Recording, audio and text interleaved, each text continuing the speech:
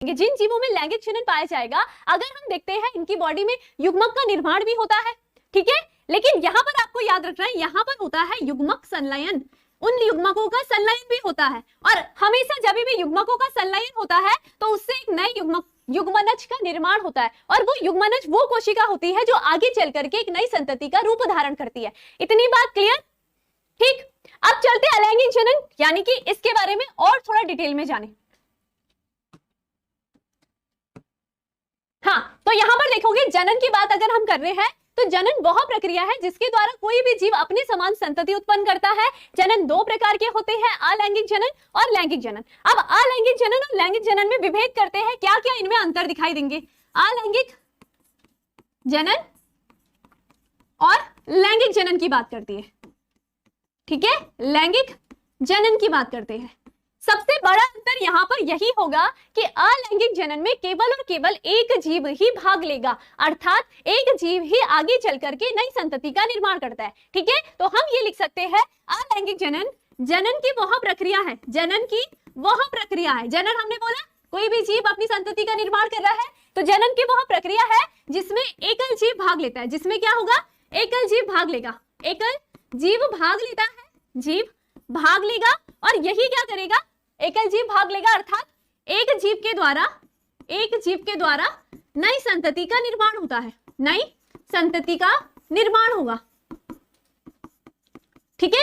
एक अंतर ये हो गया, ठीक है। अगर हम लैंगिक जनन की बात करते हैं, सेक्सुअल रिप्रोडक्शन की बात करते हैं, तो इसमें जनन की वह प्रक्रिया होती है जिसमें दो जीव भाग लेते हैं, ठीक है। तो यहां पर लिख दो जीव भाग लेते हैं, अर्थात दो जीव नई संतति का निर्माण करेंगे, ठीक है, नई संतति निर्माण। इतनी बात सबको क्लियर? दूसरा एक पॉइंट तो ये हो गया। अब अगर दूसरा,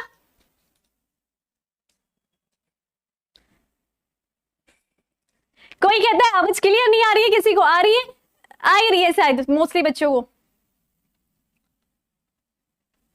ठीक है। चलिए साथ ही साथ शेयर करते जाइए, क्योंकि आज सारे बच्चों को इतना पता नहीं था कि क्लासेस हो रही है, फिर सो रहे होंगे, ठीक है। आ जाओ, अब देखते हैं, हम बात करते हैं, हमने एक पॉइंट ये बोल दिया, अब दूसरे पॉइंट की बात करते हैं। पहला पॉइंट हो गया, दूसरे पॉइंट की अगर हम बात करते हैं, अरे कहां गया ये रहा, तो दूसरे पॉइंट की अगर हम बात करेंगे, तो मैंने अभी आपको युग्मक की बात करी, तो यहां पर युग्मक संलयन नहीं होता है, नहीं होता है। अगर यहां बात करेंगे तो यहां पर हम देखते हैं नर से नर युग्मक का निर्माण होगा, मादा से मादा युग्मक का निर्माण होगा, और वो दोनों युग्मक आपस में संलयित होकर के युग्मनज बनाएंगे, और युग्मनज आगे चल के भ्रूण बनाएगा, और भ्रूण से एक नई संतति का निर्माण होगा, ठीक है। तो इसका मतलब यहां पर क्या होगा, नर युग्मक, यानी कि युग्मक का संलयन होगा, ठीक है, युग्मक संलयित होते हैं, ठीक है, नर युग्मक प्लस मादा युग्मक, ये बता दिया मैंने। इतनी बात क्लियर? अब अलैंगिक जनन के थोड़ा सा और पॉइंट देख लेते हैं। हम बात करेंगे, अगर एक जीव ही यहाँ पर संतति का निर्माण कर रहा है, तो इसका मतलब यहाँ पर जो संतति पैदा होगी, ठीक है, जो संतति पैदा होगी इस जनन से उत्पन्न सभी संतति, कोई भी संतति होगी जो अगर अलैंगिक जनन से उत्पन्न होगी, वो आकारिकी और आंतरिक रूप से अपने जनक के समान ही होती है। ये बात ध्यान रखना है, अभी मैं एग्जांपल देके भी समझाऊंगी। देखो, इस जनन में उत्पन्न सभी संतति कौन कौन से रूप में, आकारिकी, आकारिकी यानी कि बाह्य रूप से आकारिकी, ठीक है, और आंतरिक यानी कि उसके जो आंतरिक संरचनाएं होंगी, उसका जो जेनेटिक मटेरियल होगा, आंतरिक रूप से अपने जनक के समान होती है, अपने जनक के समान होती है, ठीक है। और यहां पर हम ऐसी संततियों को क्या वर्ड दे देते हैं कि वो अपने जनक के क्या होगी, क्लोन होते हैं, ठीक है। तो यहां पर ऐसी संतति को हम कहते हैं क्लोन। तो यहां पर आपको ये ध्यान रखना है, क्लोन किसे कहते हैं, तो ये बोलोगे अलैंगिक जनन में उत्पन्न सभी संततियां आकारिकी और आंतरिक रूप से अपने जनक के समान होती है, जिसे हम क्लोन कहते हैं। क्लोन अर्थात कॉपी, उसका जो बाह्य संरचना होगी वो भी सेम टू सेम अपने पेरेंट्स से मिलती होगी, और उसके अंदर का जो भी जेनेटिक मटेरियल होगा, गुणसूत्रों की संख्या होगी, वो भी सेम टू सेम अपने जनक के समान होगी। तो जैसे कि आप कॉपी करते हो ना, पेजेस की कॉपी करते हो, सेम टू सेम पेजेस की कॉपी कर रहे हो, तो वैसे यहाँ पर जो संतति होती है वो अपने जनक के समान होने के कारण वो उनकी क्लोन कहलाती है। क्लियर? Very good.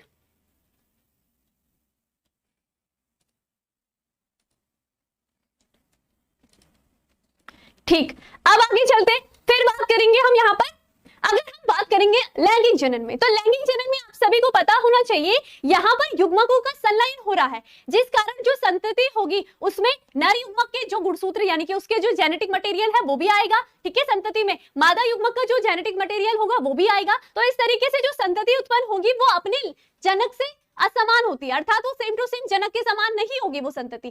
क्लियर? इतनी बात सबको क्लियर है?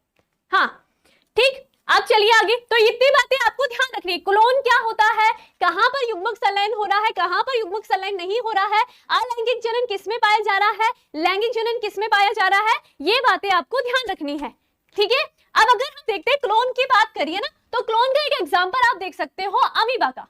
अमीबा का यहाँ पर देख लो, मैंने बात करी सबसे पहले जो ये अमीबा है, ठीक है, ये अलैंगिक जनन की प्रोसेस करेगा, अर्थात यहाँ पर आप देखोगे एक ही जीव से मैं यहाँ पर नई संतति का निर्माण करूंगी। तो अलैंगिक जनन में सबसे पहले जो अमीबा होता है वो अपने अंदर का जो जेनेटिक मटेरियल होता है, जो आनुवांशिक पदार्थ होता है, उसको डबल कर देता है, ठीक है, यानी कि उसका जो जेनेटिक मटेरियल होगा वो उसके केंद्रक में प्रेजेंट होगा। सबसे पहले वो क्या करेगा, अपने केंद्रक को विभाजित करना स्टार्ट करेगा इस तरीके से, ठीक है, पहले उसका केंद्रक लंबा होगा ये इस तरीके से, फिर उसका केंद्रक क्या हो जाएगा, दो भागों में विभाजित होगा, और उसके साथ साथ में जो उसकी कोशिका है वो भी दो भागों में विभाजित हो जाती है।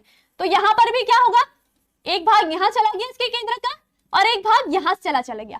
तो इस तरीके से जो अमीबा था, ठीक है, शरीर क्या था इसका, एक कोशिका, इसने पहले अपने केंद्रक में जो भी उपस्थित आनुवांशिक पदार्थ था उसको डबल किया, और डबल करने के बाद क्या कर दिया, एक इस संतति को दे दिया और एक इस संतति को दे दिया। तो उसने यहाँ पर विखंडन की प्रोसेस करके अलैंगिक जनन के द्वारा यहाँ पर संततियों का निर्माण करा। तो ये बात क्लियर हो गई किस तरीके से अलैंगिक जनन में संतति का निर्माण होता है।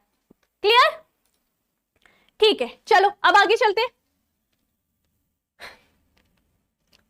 ठीक है। तो अलैंगिक जनन की अगर बात करेंगे, जनन की वह प्रक्रिया जिसमें एकल जीव भाग लेता है अलैंगिक जनन कहलाता है। अलैंगिक जनन के द्वारा उत्पन्न सभी संततियां आकार की और आंतरिक रूप से अपनी जनक के समान होती है, और यह क्या कहलाती है, क्लोन कहलाती है। बस इतनी बातें आपको ध्यान रखनी है।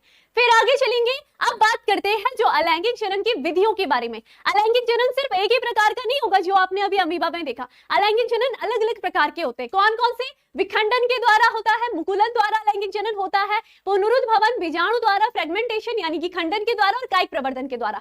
इन सभी में जब आप एक एक करके इसमें अध्ययन करोगे तो आप इसमें एक चीज सेम देखोगे कि यहाँ पर एक जीव होगा और वही आगे चल करके नई संतति का निर्माण करेगा। बस ध्यान रखनी है आपको, अलैंगिक जनन एकदम क्लियर हो जाएगा, जीव एक संतति अनेक। क्लियर? अब बात करते हैं सबसे पहले विखंडन की, तो आ जाइए विखंडन में।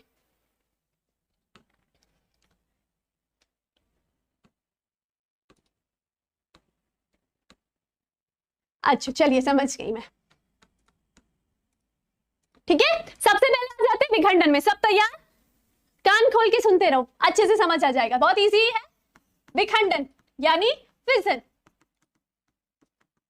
इसका मतलब क्या हो रहा होगा, यहां पर चाहे एक कोशिकीय जीव हो या बहुकोशिकीय जीव शरीर होगा, वो विखंडित हो रहा होगा, अर्थात टूट रहा होगा। फिजन मतलब यही होता है, टूटना, ठीक है। तो इस तरीके से हमने याद रखना है। अब विखंडन में दो प्रकार का पाया जाता है, कैसे, वापस जाओ, विखंडन दो प्रकार का होता है, कौन कौन से हम देखेंगे। विखंडन दो प्रकार का होता है, एक होता है द्विखंडन, जिसे हमने बाइनरी फिजन कहते हैं, बाइनरी फिजन, और दूसरा क्या होता है, बहुखंडन,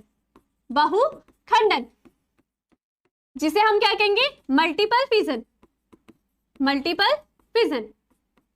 इतनी बात सभी को क्लियर? अब आप सभी को नाम से ये बात तो क्लियर हो रही होगी कि यहाँ पर द्विखंडन यानी कि दो, अर्थात आप सभी को पता चलेगा यहाँ पर जीव शरीर दो बराबर भागों में विभाजित हो रहा होगा।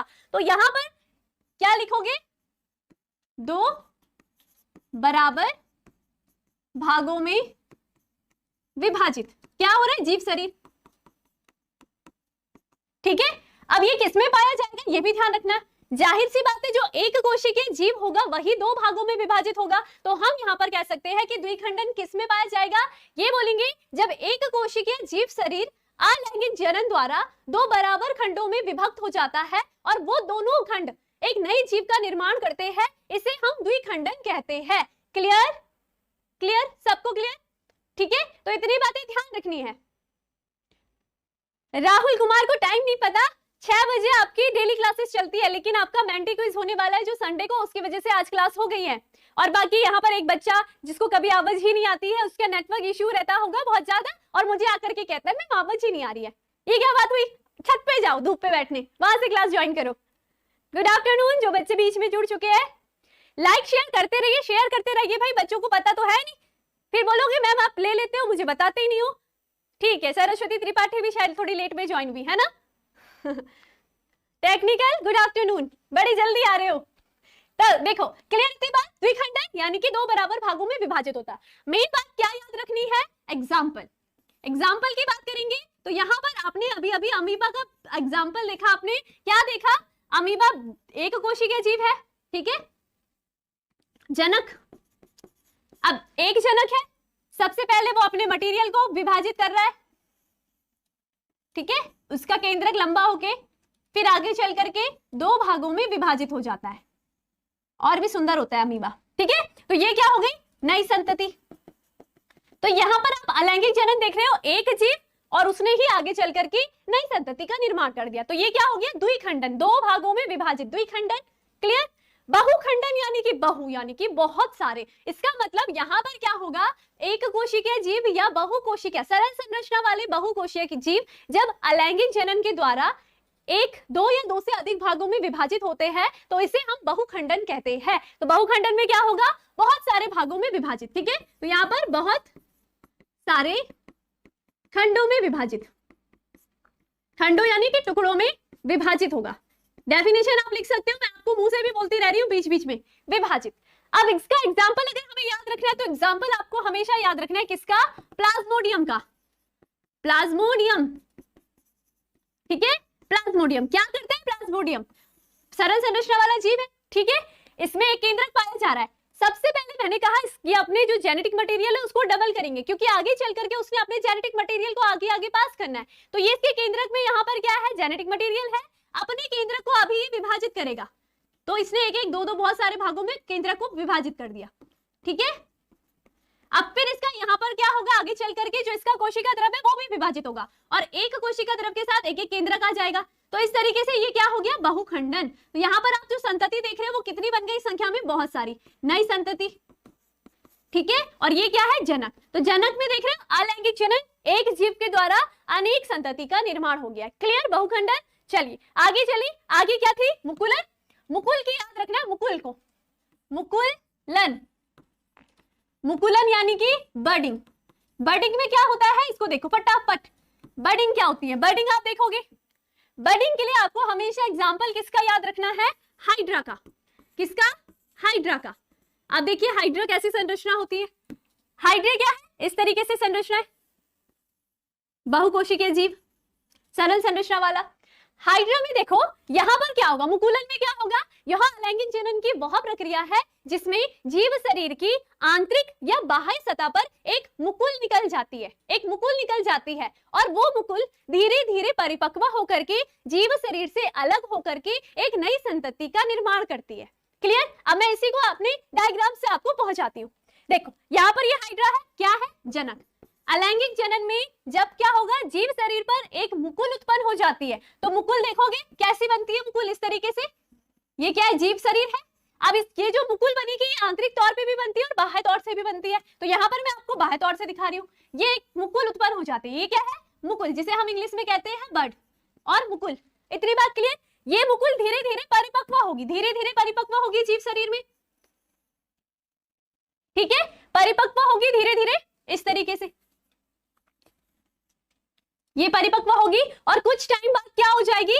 परिपक्व होकर के जीव शरीर से अलग होकर के एक नई संतति की तरह व्यवहार करती है। तो ये तो क्या हो गया? जनक हो गया। ये क्या है? जनक। और ये मुकुल टूट करके यहां से टूट जाएगी और अलग हो जाएगी, तो इस तरीके से दिखेगी फिर ये, ठीक है। ये क्या हो गई? संतति हो गई। अब यहां पर आप देख रहे होंगे अलैंगिक जनन, जीव एक संतति और उसी जीव ने नई संतति का निर्माण करा। ये बात भी ध्यान है, अलैंगिक जनन में जो भी संततियां होती है वो अपने जनक की क्लोन होती है, अर्थात जैसा जीव की आंतरिक संरचना बाह्य संरचना और वैसी संरचना क्या है संतति क्या, उसकी आंतरिक संरचना भी वैसी है और बाह्य संरचना भी सेम है। क्लियर, बताइए। वेरी गुड, समझ गए सब। तो मुकुलन में आपको सिर्फ याद रखना है कि जीव शरीर पर एक मुकुल उत्पन्न हो जाती है, लिख देती हूं यहां पर थोड़ा सा, जीव शरीर है, शरीर पर मुकुल उत्पन्न हो जाती है और ये आगे चल करके मुकुल उत्पन्न होगी, ठीक है, फिर वो क्या होगी परिपक्व होगी, ठीक है, फिर क्या होगी अलग हो जाती है जीव शरीर से, अलग हो जाएगी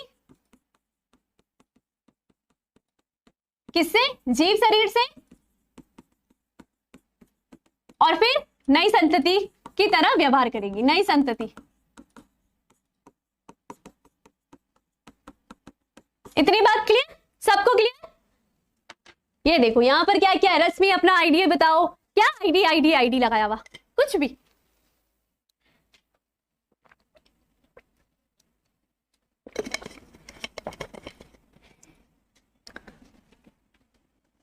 संतति का मतलब ये भगवान देख रहे हो, रामायण पढ़ाई लास्ट में पूछ रहे हो भाई, अब मैं संतति मतलब नहीं पता, संतति यानी कि एक नई जीव, ठीक है, आप संतति हो अपने पेरेंट्स की संतति हो, उनके बच्चे हो, वैसे यहाँ पर क्या बोल सकते हो संतति यानी कि उन्हीं का एक बच्चा, उन्हीं की तरह।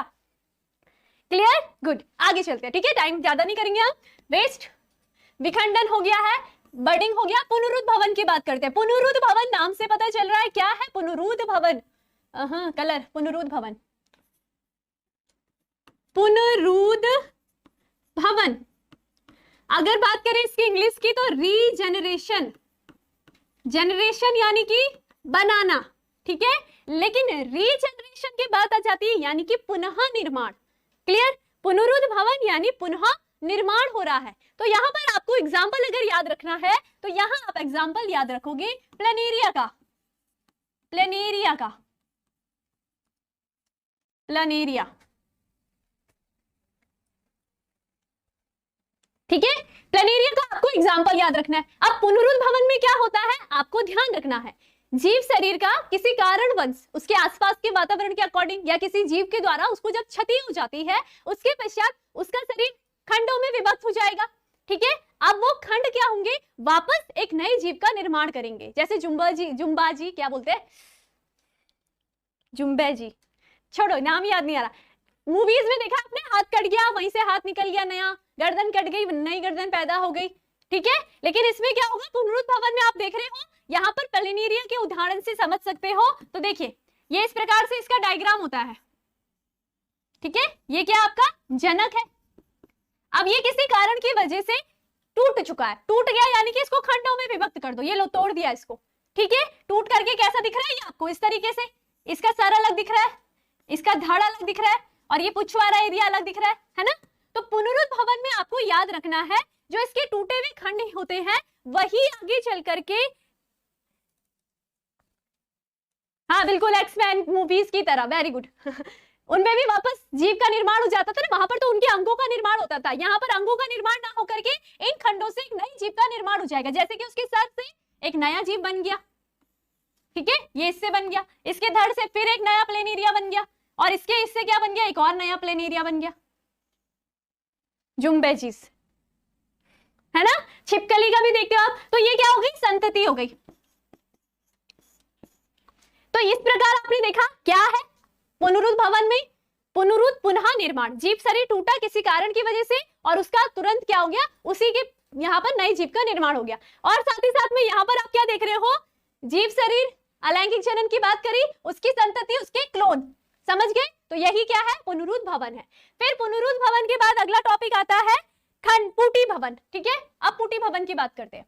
अगला टॉपिक क्या है पूटी भवन, जिसे हम बीजाणु जनन भी कहते हैं। क्या बोलेंगे बीजाणु जनन, जहां पर जनन वर्ण आ गया इसका मतलब है निर्माण, तो यहाँ पर बीजाणु का निर्माण या बाय स्पोरुलेशन कहते हैं, ठीक है। इतनी बात क्लियर, इतनी बात क्लियर है सभी को। पूटी भवन में क्या होगा अब देखिए, सबसे पहले आप जान लीजिए प्रतिकूल और अनुकूल परिस्थितियां क्या होती है। आपने अब तक तो बहुत पढ़ लिया, बहुत बार सुन लिया है, लेकिन फिर भी ध्यान रखो, अनुकूल परिस्थितियां क्या होती है? जब सारा वातावरण आपके अकॉर्डिंग चल रहा हो, आपको अच्छा लग रहा है, हाँ मजा आ गई, अच्छा लग रहा है, सब कुछ अच्छा लग रहा है। प्रतिकूल व्यवस्थाएं कैसी हो जाती है? जब वातावरण आपके अकॉर्डिंग नहीं होता है, आप बचना चाहते हो उस वातावरण से, तो आप कुछ ना कुछ तरीके अपनाओगे। ठंडों में आपके अनुकूल प्रतिकूल रहता है, तो आपने बहुत सारे कपड़े पहनने स्टार्ट कर लिए होते हैं। तो यहाँ पर भी अमीबा कुछ इस तरीके से अपनी संतति का निर्माण करेगा।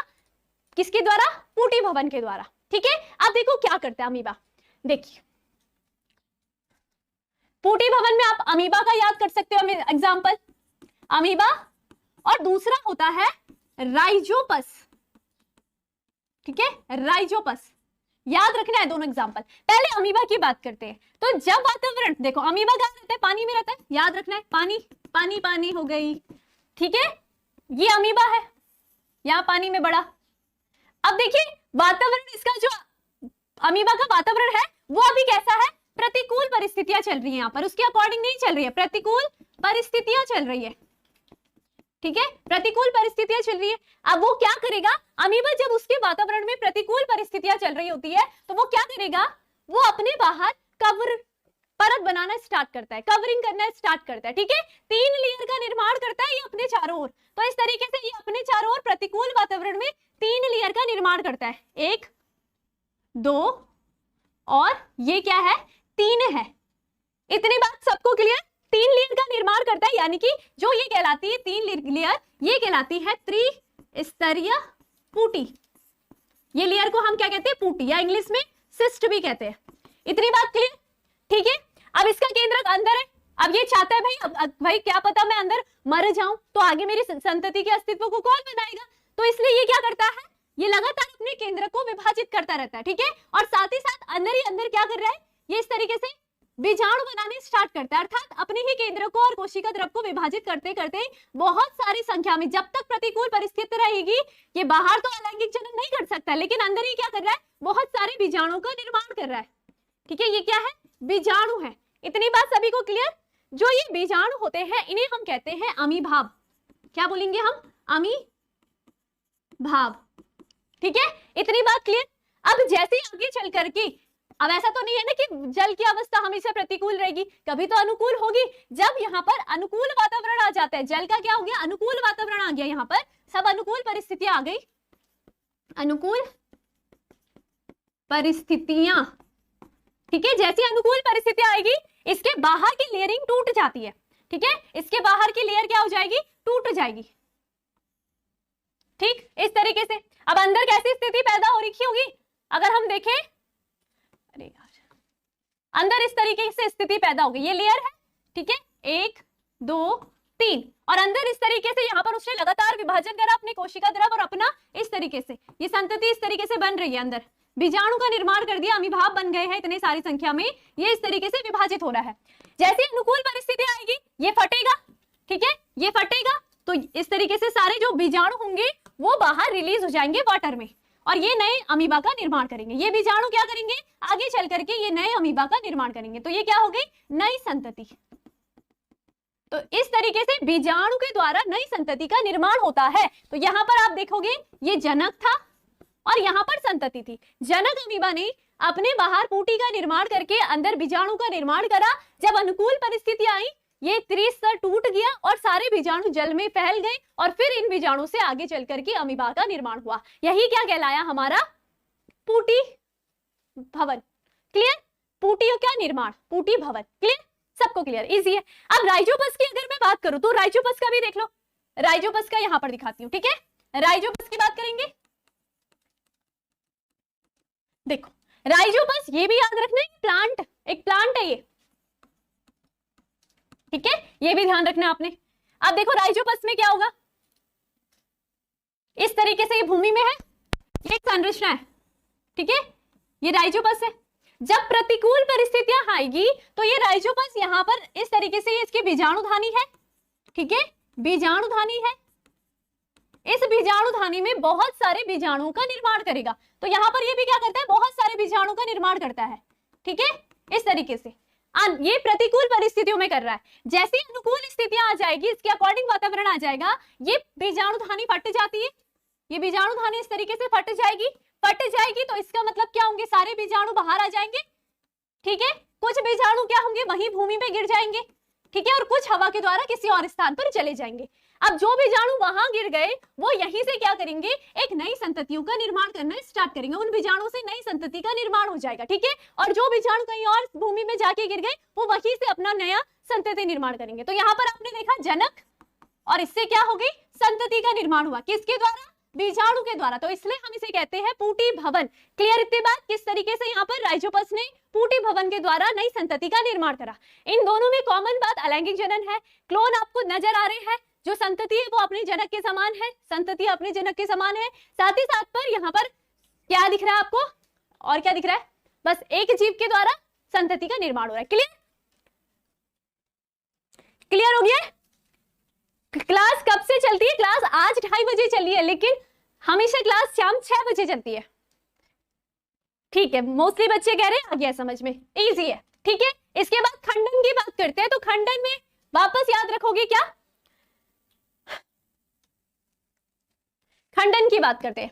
खंडन में वही होता है, एग्जाम्पल याद रखोगे, खंडन की बात करिए, खंडन, फ्रेगमेंटेशन, खंडन से नाम से पता चल रहा है यहाँ पर जीव शरीर खंडों में टूट जाएगा और वो जो खंड होंगे वो नए जीव का निर्माण करेंगे, ठीक है। खंडन में आपको एग्जाम्पल याद रखने, ये भी थोड़ा जैसे हमने विखंडन पढ़ा ना उसी की तरह है। तो यहाँ पर एग्जाम्पल आपको याद रखना है, स्पाइरोगाइरा, ठीक है। इतनी बात ध्यान रखना, यहाँ पर जीव शरीर टूट करके नए जीव का निर्माण करता है। इतनी बात सबको क्लियर हो गई होगी, ठीक है। आप सभी को एग्जाम्पल बिल्कुल याद रखने, क्लियर, ठीक है। चलो जल्दी से बताते रहो, क्लियर हो गया है, फिर आगे बढ़ते हैं। एग्जाम्पल सबको याद हो गए हैं, किस किस का क्या क्या एग्जाम्पल है।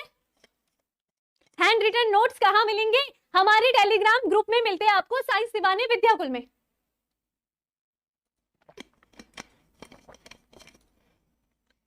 ठीक है। चलिए अब आगे चलते हैं, देखिए अब है कायिक प्रवर्धन। कायिक प्रवर्धन भी एक अलैंगिक जनन का प्रकार ही माना जाता है। यहां पर आप देखोगे किस तरीके से जीव का निर्माण होता है, ठीक है।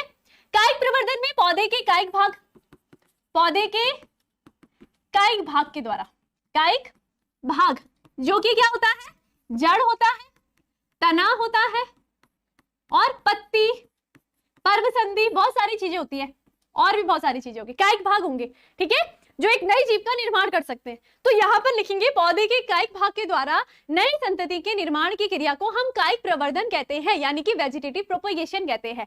इससे हम देख सकते हैं, एग्जाम्पल से समझ लेते हैं। आलू की बात करते हैं।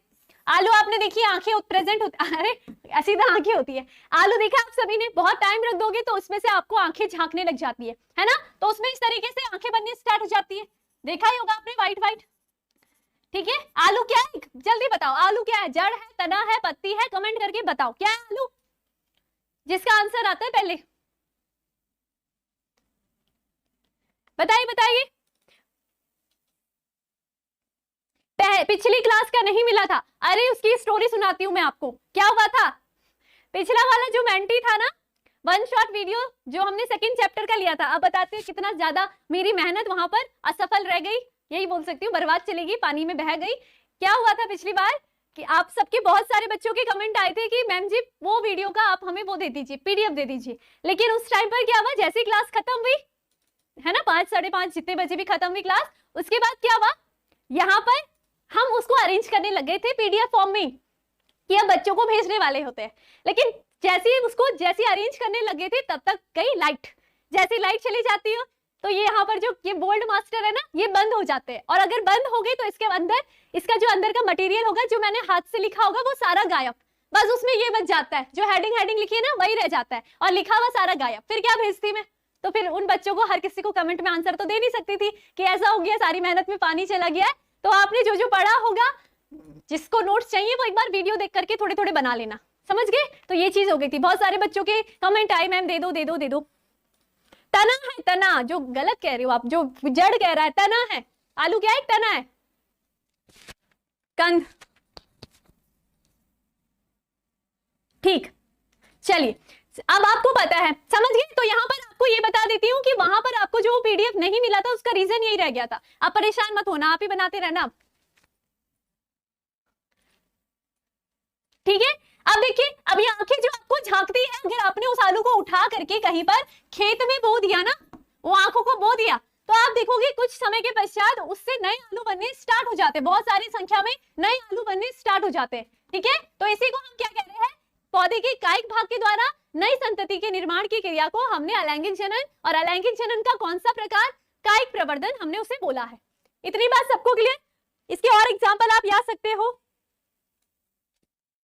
ठीक है, और क्या होते हैं, जैसे कि हमने गुलाब की कलम की बात करी, गुलाब की कलम,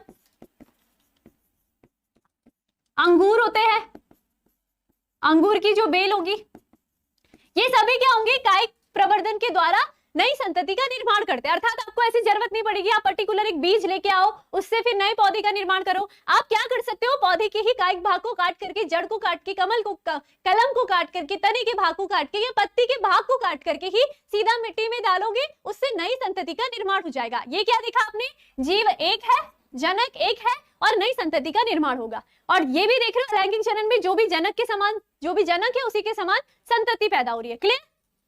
बस यही है कायिक प्रवर्धन में। तो ये इस तरीके से आप देख रहे हो, आलू की बात हो रही है, अदरक की बात कर रही है। आलू क्या है, यहाँ पर इसमें आंखें चल रही है, अदरक मूल होती है, ठीक है, जड़ होती है अदरक। उसके बाद हमने सलजम की बात कर रहे हैं। तो इस तरीके से ये बहुत सारे एग्जाम्पल आप याद करना है।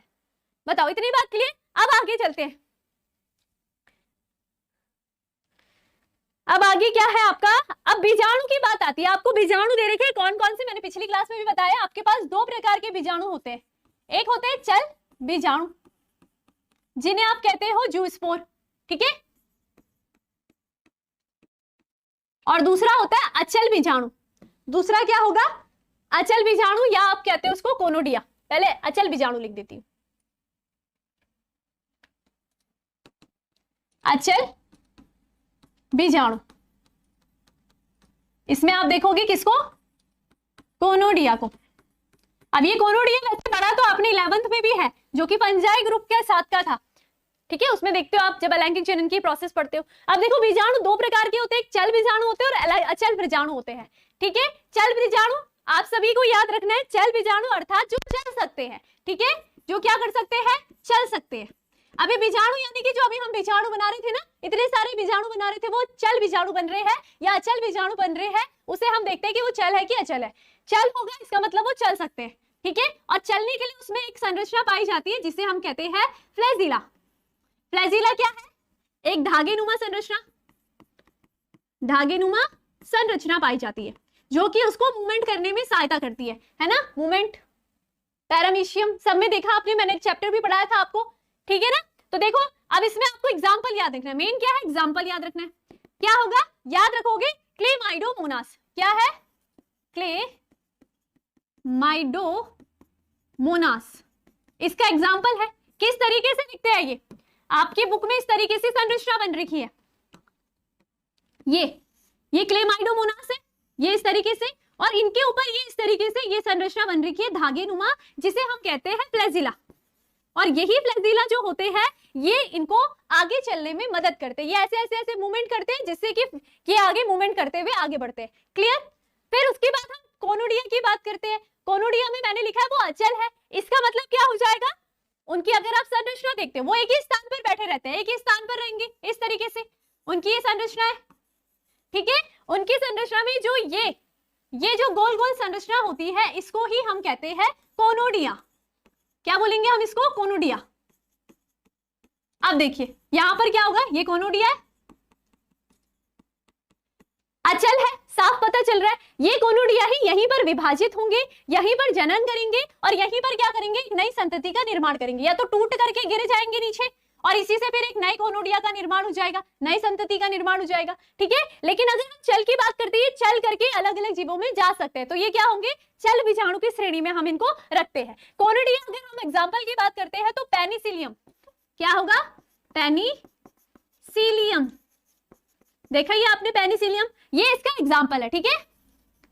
प्रतिजैविक बनाते हो ना, तो यहाँ पर कवक के द्वारा प्रतिजैविक बनाते हैं। दोनों ही मैंने आपको, ये जो है ये एक फंजाई होता है, कवक, अभी यहाँ पर 11th क्लास में कवक वाला चैप्टर पढ़ रहा है ना, तो उसमें मैंने आपको बहुत अच्छे से बता रखा है।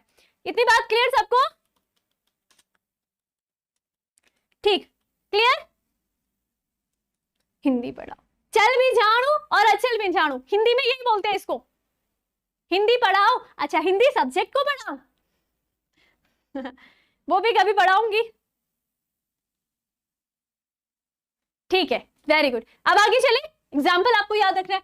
फिर अगर बात करते हैं बंगाल का आतंक, तो बंगाल का आतंक क्या, किस कारण से पहले बंगाल का आतंक कहते हैं उसकी बात करते हैं। इसमें भी अलैंगिक जनन पाया जाता है। शायद सुंदरम का क्वेश्चन था, मैंने शायद एग्जाम आंसर भी दिया था कि हमने जो बंगाल के आतंक जो जलकुंभी था, इसमें मैंने आपको बताया इसमें ये लैंगिक जनन भी कर रहा है और ये अलैंगिक जनन भी करता है। ठीक है, याद रखना है। हमने जब दूसरा चैप्टर पढ़ा था ना, ये कैसे कहता है, पर परागण की क्रिया कर रहा था। और साथ ही साथ में अगर हम जलकुंभी यहीं पे बात करते हैं बंगाल के आतंक में, तो इसमें कायिक प्रवर्धन भी पाया जाता है। ये कायिक प्रवर्धन के द्वारा अपनी संतति का निर्माण भी करता है। समझ गए? तो दोनों इसमें जनन पाए जाते हैं। अब बंगाल के आतंक की बात करते हैं। भाई आप सभी को पता है, अगर आपके घर में बड़े सुंदर सुंदर पुष्प होंगे तो आपको भी बड़ी खुशी होगी, है ना? सुंदर मन होता है आपका भी, सब लोग आपके घर में आएंगे, अच्छा लगेगा आपको। तो इसी तरीके से बंगाल के लोगों ने जब यहाँ पर जलकुंभी, याद रखोगे क्या क्या नाम है, जलकुंभी, महाविपत्ति, महाविपत्ति तो बाद में इसका नाम पड़ा, और साथ ही साथ इसका जो साइंटिफिक नेम या हम इंग्लिश नेम बोलेंगे तो वो वाटर हायासिंथ होता है। इतनी बात क्लियर, याद रखोगे। आप देखोगे क्या है, देखो जलकुंभी को इसके सुंदर पुष्पों के कारण यहाँ बंगाल के लोगों ने इसको क्या कर दिया, अपने समुद्रों पर लगा दिया, अपने जो भी नदी वगैरह थे ना बहुत ज्यादा लगा दिया। अब ये इतने चालाक निकले, इन्होंने अपनी संतति को, अब उन्होंने एक कोने में लगाया होगा सुंदरता, किनारे किनारे सुंदरता दिखाने के लिए, लेकिन ये जलकुंभी ने क्या किया, अलैंगिक जनन के द्वारा, ठीक है, अलैंगिक जनन के द्वारा, कायिक प्रवर्धन नहीं बोल सकते हो, लगातार अपने एक पार्ट से नई पार्ट का निर्माण करते रहे। अलैंगिक जनन के द्वारा ये पूरे सरफेस में फैल गए, जल के ऊपर ऊपर सरफेस में यही दिखाई दे रहे, पूरे जलाशय में सिर्फ और सिर्फ जलकुंभी ही दिखाई दे रहे थे। अब इससे क्या हुआ, वातावरण की ऑक्सीजन, भाई ऊपर से जो ऑक्सीजन थी वो तो सब यहाँ पर रुक गई, नीचे बेचारे जीव जंतु भी तो थे, उनको कौन देखेगा, जो मछलियां थी बेचारी तैर रही थी उतनी टाइम से, वो बेचारियों को ऑक्सीजन की कमी होने लगी, जिस कारण ये सारे के सारे मर गए। ठीक है, और लगातार ये अपनी संख्याओं को पूरे जलाशय में फैलाते गए, पूरे बंगाल में फैलाते गए, इसलिए यहाँ पर सारे जीव लगातार मरने स्टार्ट हो गए। इस कारण इसको बंगाल का आतंक कहते हैं। तो बंगाल का आतंक किसे कहते हैं, जलकुंभी को, और इसी को हम महाविपत्ति भी कहते हैं। क्लियर इतनी बात? और उस टाइम पर इसको क्लियर करना बहुत ज्यादा मुश्किल हो गया था, क्योंकि ये लगातार ही बहुत सारे अपना पूरा एरिया कवर कर दिया था इसने। समझ गए?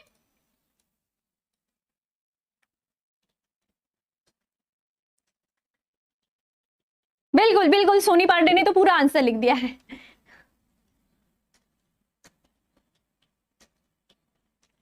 Ajit, I am back, very good, welcome आपका। समझ गए? आओ आगे चले, फिर फटाफट इसको खत्म करते हैं। अब जीवन चक्र की 3 अवस्थाएं पढ़ते हैं फटाफट। 3 अवस्थाएं कौन कौन सी होती है, क्या होती है 3 अवस्थाएं, पेड़ पौधे हो या जीव जंतु हो, दोनों की 3 अवस्थाएं होती है। एक होती है किशोर अवस्था, जन्म लेने के बाद हमारी जो 13-14 से पहले वाली अवस्था होती है, उसे हम किशोर अवस्था या कायिक अवस्था कहते हैं। ठीक है, जुवेनाइल फेज या हम वेजिटेटिव फेज कहते हैं।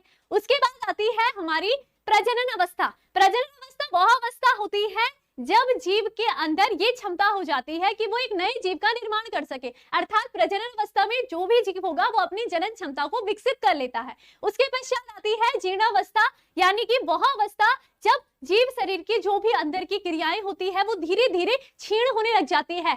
वृद्ध अवस्था भी आप इसको बोल सकते हो। ठीक, इतनी बात क्लियर? तो यहाँ पर किशोर अवस्था क्या होगी देख लो। हाँ चलो, इसमें पहले किशोर अवस्था जीर्णावस्था को समझो। किशोर अवस्था में जब बच्चा क्या है, जन्म से लेकर प्रजनन काल के पहले की अवस्था, प्रजनन काल या प्रवस्था से पहले की अवस्था, ये कौन सी अवस्था होगी इसकी, ये होगी किशोर अवस्था। ठीक है, पहली क्या होगी, किशोर अवस्था। अब दूसरी बात करेंगे प्रजनन अवस्था की, तो दूसरी प्रजनन अवस्था कौन सी होगी, जब जीव में जनन क्षमता विकसित हो जाती है। ठीक है, क्या हो जाती है, जब जीव में जनन क्षमता विकसित हो जाती है,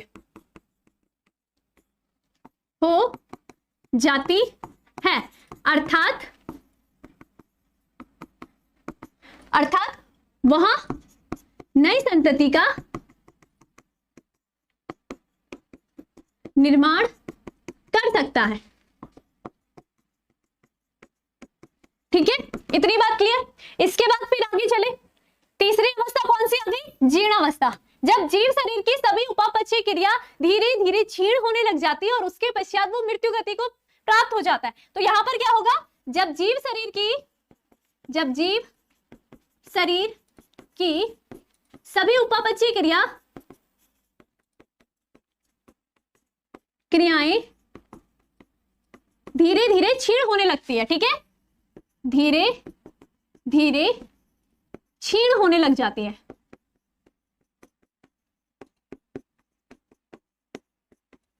तो इसे हम जीर्णावस्था कहते हैं। अर्थात जब किशोर अवस्था है यानी कि वो बच्चा है, बाल्यावस्था।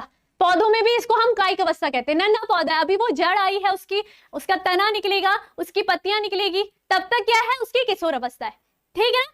उसके बाद जब जीव की कौन सी अवस्था आ जाएगी? प्रजनन अवस्था। जैसे कि हम बोलेंगे यहां पर अगर मनुष्य की बात करेंगे तो उसमें द्वितीयक लैंगिक लक्षणों का विकास हो जाएगा। इतनी बात क्लियर। पौधों में हम देखेंगे उनमें जनन क्षमताएं विकसित हो जाती है।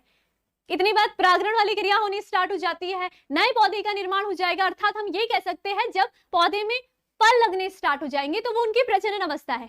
ये बात भी क्लियर। उसके बाद हम बात करते हैं तीसरी जीर्णावस्था, यानी कि पेड़ पौधों की बात करेंगे। वो मर करके धीरे धीरे बुढ़ा हो जाने लग जाता है ना, उसकी पत्तियां पुत्तियां सूखने लग जाती है, तो वो उसकी क्या हो गई? हमारी जीर्णावस्था। और हम लोगों की, हम जैसे वृद्ध होने लग जाते हैं, वो हो जाए। क्लियर? ठीक। अब आगे इसमें और कुछ? हाँ,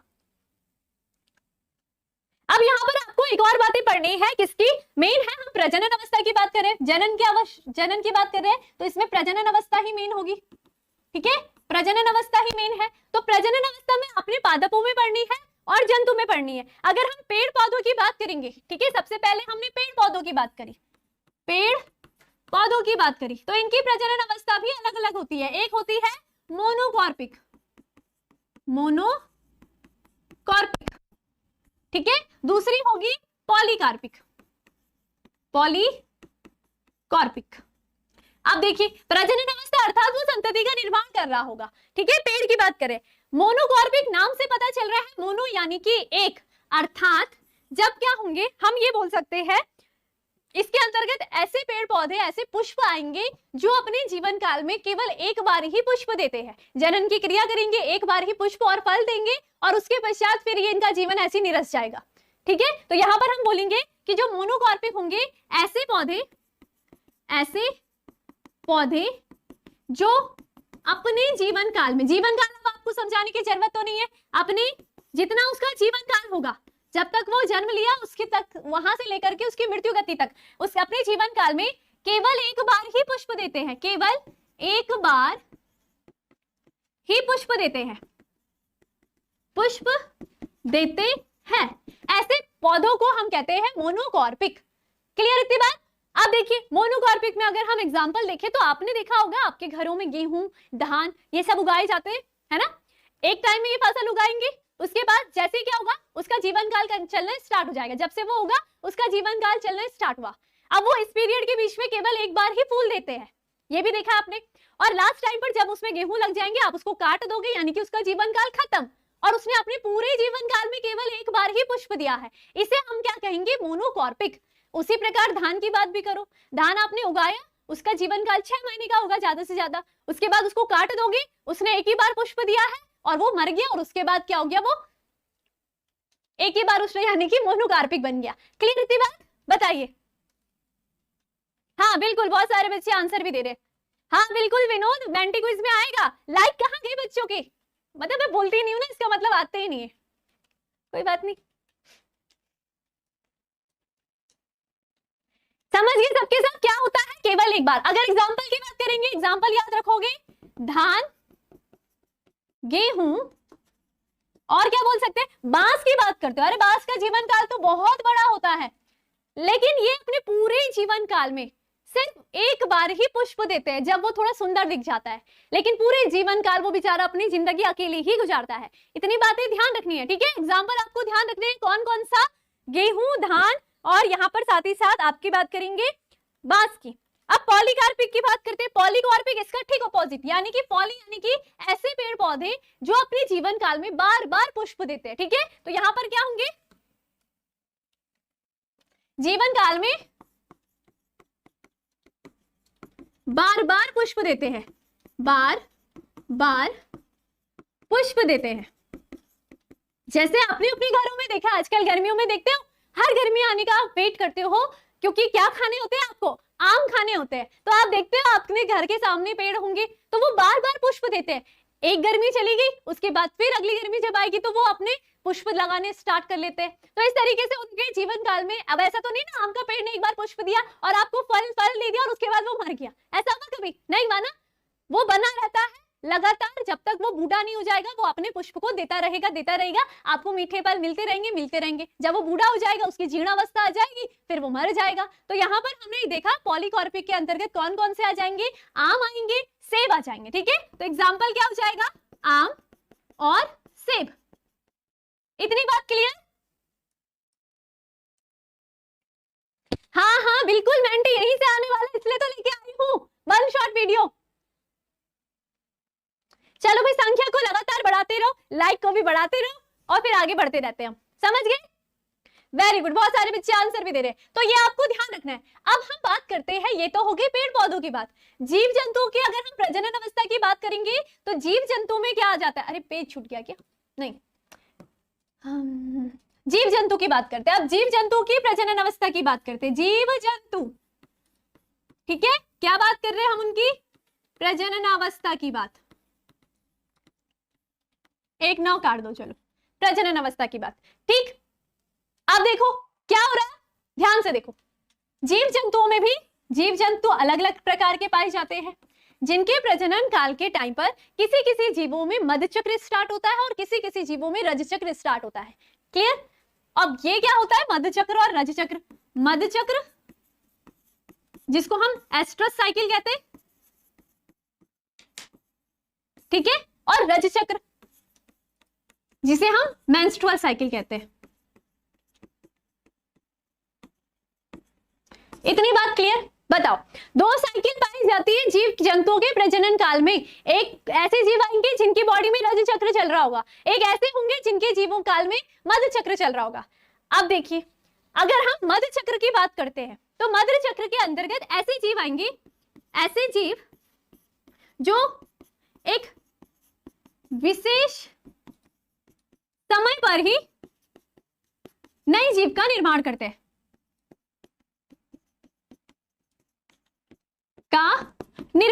जैसे कि हम बोल सकते हैं निर्माण करते हैं।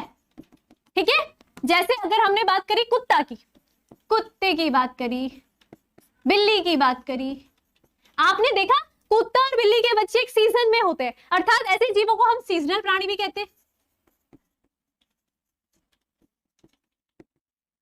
ठीक है, यानी कि ये अपने जीवन काल में शिशु को जन्म तो देंगे ही अपने, लेकिन क्या करेंगे, सीजन के अकॉर्डिंग देंगे। कभी देंगे, 6 महीने दे दिया, फिर एक 6 महीने गैप रख दिया, फिर 6 महीने देंगे, फिर गैप रख देंगे। क्यों करते हैं वो ऐसा?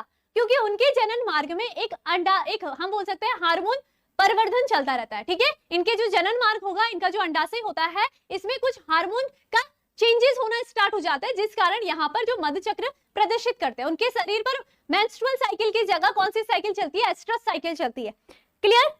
बिल्ली और भी बहुत सारे एग्जाम्पल होंगे, गाय, भैंस। ठीक है, किसके कारण? इनका जो जनन मार्ग, ठीक है, में क्या होता है, हॉर्मोन्स का परिवर्धन के कारण। अर्थात अब मैं बताती हूं इसमें। ठीक है, मध्य चक्र में क्या होगा, याद रखोगे, इन जीवों के शरीर पर यहां एक हार्मोन चक्रण चलता है। ठीक है, इस कारण क्या होगा, ये सीजनल प्राणी बन जाते हैं, अर्थात एक ही सीजन में नए जीव को जन्म देते हैं। क्यों? क्योंकि जब ये हार्मोन्स का चक्रण होता है तो इस टाइम पर हम इसको ये कहते हैं हीटिंग प्रोसेस हो रही है। इस टाइम पर ये जो इनका अपोजिट सेक्स होगा उसको अट्रैक्ट करते हैं। ठीक है, जब वो अट्रैक्ट करेंगे फिर मैथुन क्रिया हो जाएगी, उसके बाद ही ये संतति का निर्माण करेंगे। तो वो जो हार्मोन्स का चक्रण हो रहा है बॉडी में, वो सीजन के अकॉर्डिंग होता है, इस कारण ऐसे जीवों में मध्य चक्र पाया जाता है। क्लियर इतनी बात ध्यान है। अब हम रज चक्र की बात करते हैं। रज चक्र में, अच्छा ये भी ध्यान रखना है, मध्य चक्र में आती है नॉन प्राइमेडिक्स मादाएं। ठीक है, कौन सी मादाएं आती है? नॉन प्राइमेडिक्स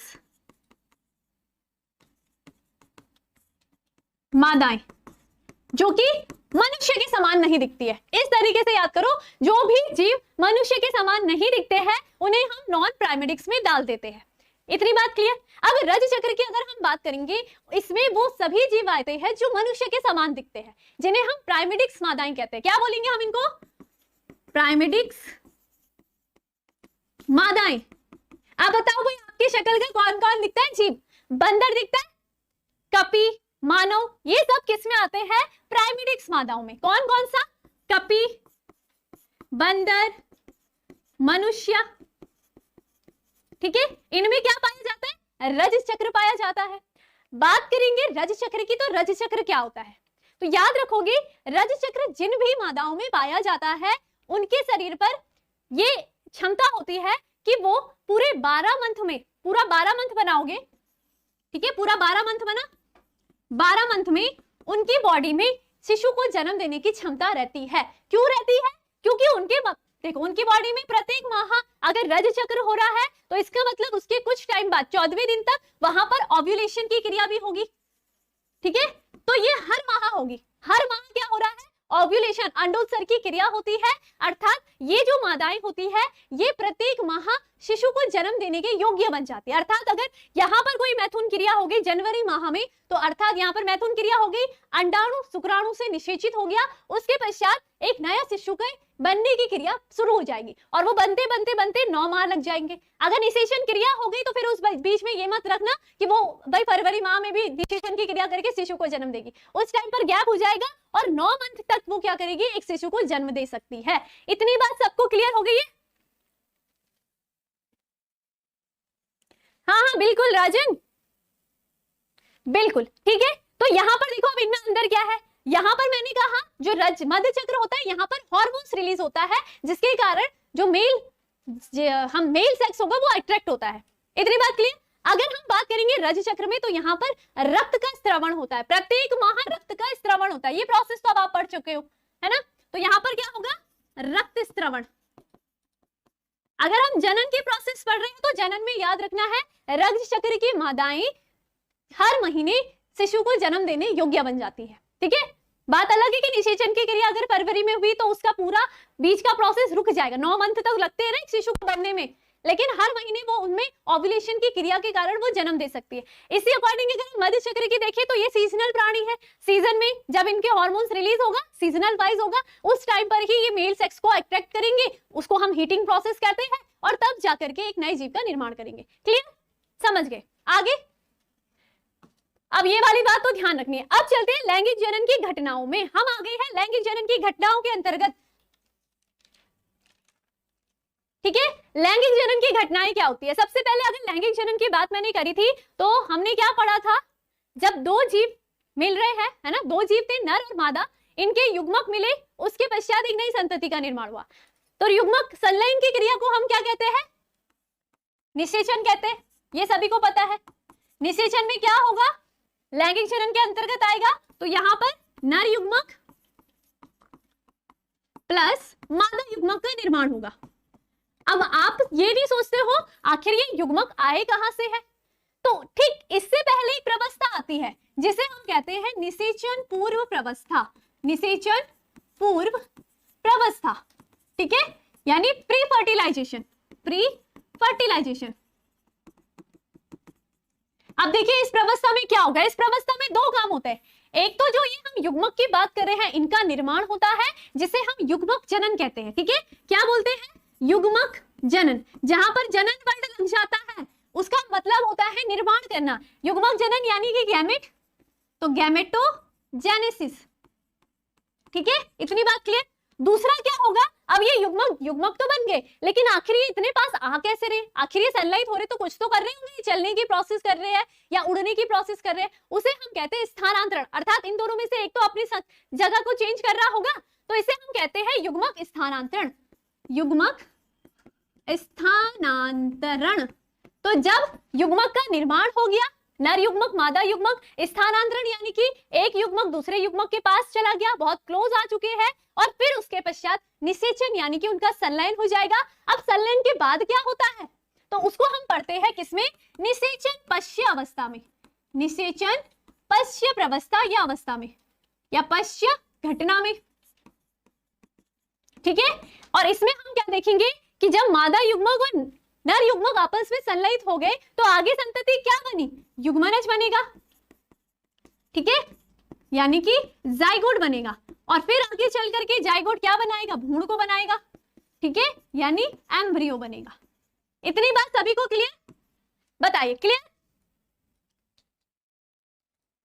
हाँ क्लियर हो गई होगी। लाइक शेयर करते रहो लगातार, बीच बीच में ज्वाइन हो गए। और क्लास 11 के बच्चे ध्यान रखोगे 6 बजे इसके बाद भी क्लास है, 6 बजे रेडी रहना, क्लियर। चलिए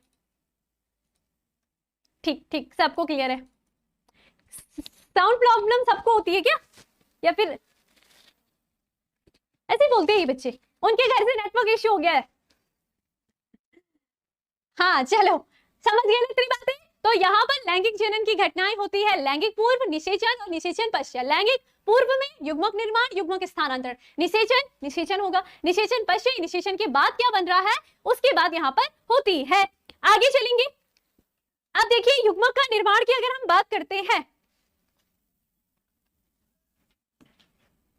अरे ये भी लिखा था इसमें, चलो कोई बात नहीं।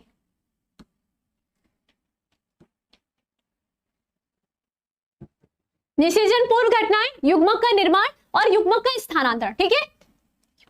क्या हो गया, अब एक एक करके अध्ययन कर रहे, ठीक है। युग्मक निर्माण कैसे होता है, अगर मैं युग्मक निर्माण की बात करूं तो आप सभी को पता होना चाहिए जीव शरीर में 2 प्रकार की कोशिकाएं पाई जाती है। एक पाई जाती है दैहिक कोशिका, सोमैटिक सेल पाई जाती है, दूसरी कोशिका पाई जाती है जनन कोशिका, जिसे हम रिप्रोडक्टिव सेल्स भी बोलते हैं। जो सोमैटिक सेल होगी, जो दैहिक कोशिका होगी, जब इसमें क्या होगा, लगातार समसूत्री विभाजन होगा तो उसके पश्चात द्विगुणित कोशिकाएं बनेगी, अर्थात जो दैहिक कोशिका होगी वो हमारे शरीर में वृद्धि कर रही है, हमारे शरीर की कोशिकाओं का निर्माण कर रही है, जिससे हमारी शरीर लगातार वृद्धि करता रहता है। इतनी बात क्लियर। लेकिन जो जनन कोशिका होती है वही मेन कोशिका होती है, वो कोशिका में जैसे विभाजन होता है उसके पश्चात युग्मक का निर्माण होता है। तो यहाँ पर अगर हम बात करते हैं युग्मक निर्माण की, तो जीव शरीर की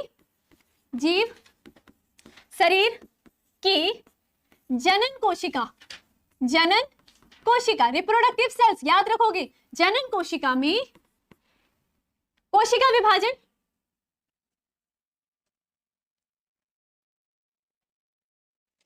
एक मिनट, हाँ, कोशिका विभाजन के परिणाम स्वरूप क्या होगा, नए युग्मक का निर्माण होता है। जो युग्मक बनेंगे वो उसके पश्चात बनेंगे।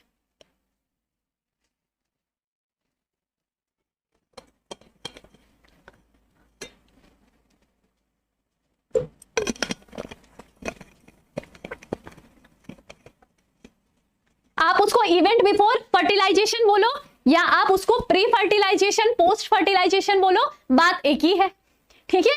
और ऊपर से हेडिंग जो है लैंगिक जनन की प्रवस्थाओं को आप इवेंट्स ऑफ ये बोल सकते हो, इवेंट्स ऑफ सेक्सुअल रिप्रोडक्शन। समझ गए राजपाल। अब देखो युग्मक निर्माण में जीव शरीर की जनन कोशिकाओं में कोशिका विभाजन